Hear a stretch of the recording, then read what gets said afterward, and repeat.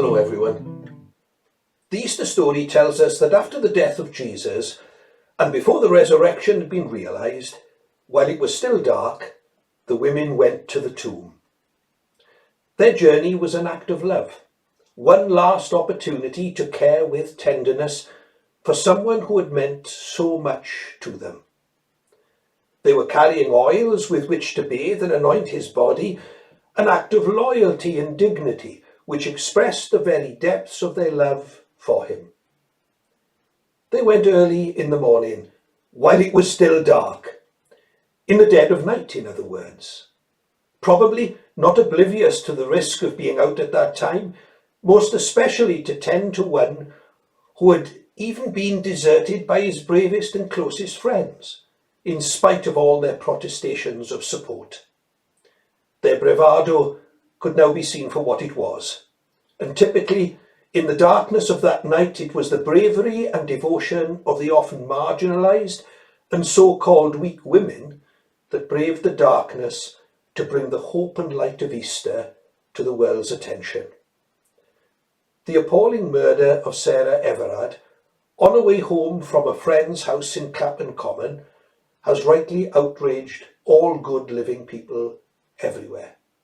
It has ignited once again the debate about the safety of women and how they are much greater risk of being attacked on the streets than men.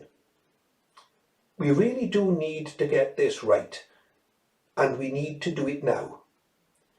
I want to live in a society where it's safe for my wife and my daughters, my sisters and my nieces, and all girls and women everywhere, not only to be safe, but to feel safe walking our streets, even while it is still dark. But we should not think that we need to do something about this because women are not courageous or strong, or because they are weak and pitiful, or because somehow they need us to ride to their rescue. We should do this because we understand that attacking others is an act of cowardice and weakness. We should stand with women everywhere because we want to be strong too. We want to be courageous. We want to show that we understand that love takes much more courage and forbearing and strength and tenacity than any amount of hurt or hate or violence ever will. We should stand with them, and in doing so, we should take a leaf out of their book and model values that build the best kind of communities.